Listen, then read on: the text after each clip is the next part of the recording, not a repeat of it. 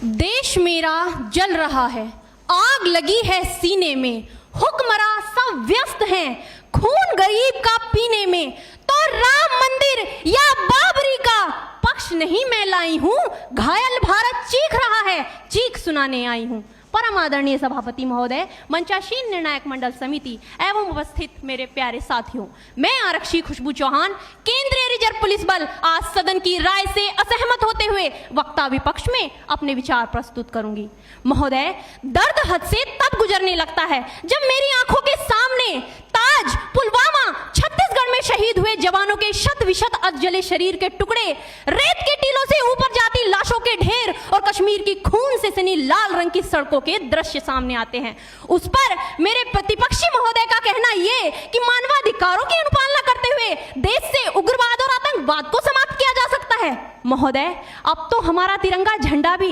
हमसे ये पूछने लगा है कि क्या बात है भारत, आजकल फहराने से ज्यादा मैं कफन में दफनाने के क्यों काम आ रहा हूं। महोदय, हृदय तो उस दिन फट गया जब बूढ़ी मां अपने बेटे के चिथड़ों को देखकर बोली कि साहब, आप तो भर्ती में 1 इंच भी कम नहीं लेते, मैं आधा शरीर कैसे ले लूं। महोदय,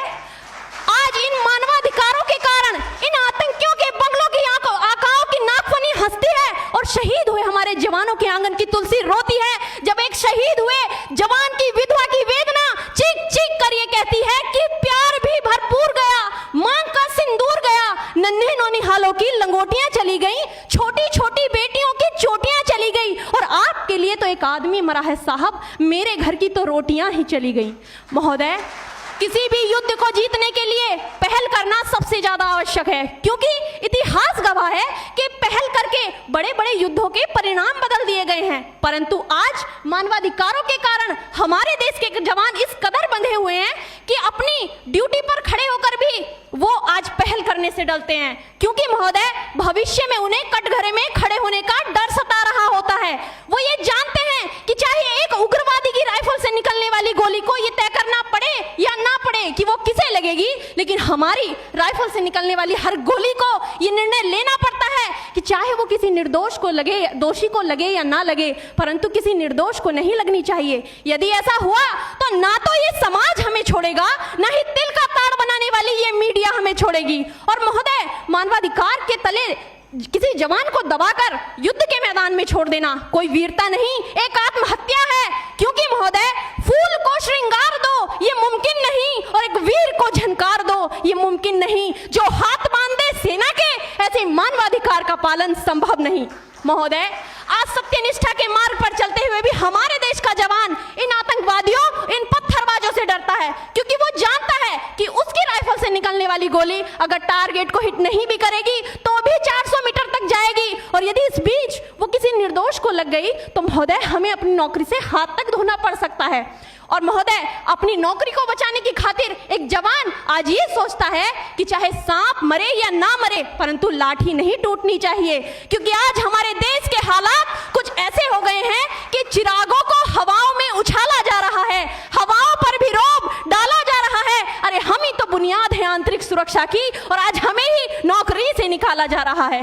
महोदय, जब पुलवामा में 44 जवान शहीद हुए, छत्तीसगढ़ में 76 जवान शहीद हुए, तो कोई भी मानवाधिकार की दुहाई देने वाला हमारे पक्ष में आकर खड़ा नहीं हुआ। परंतु जब जेएनयू विश्वविद्यालय में एक देशद्रोही के द्वारा भारत तेरे टुकड़े होंगे, अफजल हम शर्मिंदा हैं जैसे देशद्रोही नारे लगते हैं, तो सारे मानवाधिकार के ज्ञाता आकर उसके पक्ष में खड़े हो जाते हैं। तभी तो क्या कहा था उस देशद्रोही ने कि तुम एक अफजल को मारोगे, हर घर से अफजल निकलेगा। तो मैं भारत की बेटी अपनी भारतीय सेना की तरफ से आज ये ऐलान करती हूँ कि उस घर में घुसकर मारेंगे जिस घर से अफजल निकलेगा, वो कोख नहीं पलने देंगे जिस कोख से अफजल निकलेगा। उठो देश के वीर जवानों, तुम सिंह बनकर दहाड़ दो और एक तिरंगा झंडा उस कन्हैया के सीने में गाड़ दो। महोदय, अंत में अपनी वाणी को विराम की ओर ले जाते हुए मैं सिर्फ इतना ही कहना चाहूंगी कि मुझे अफसोस है अपने देश की न्यायिक प्रक्रिया पर, जहां आज भी रात के 12 बजे अजमल कसाब जैसे आतंकी के लिए सर्वोच्च न्यायालय के दरवाजे खोल दिए जाते हैं।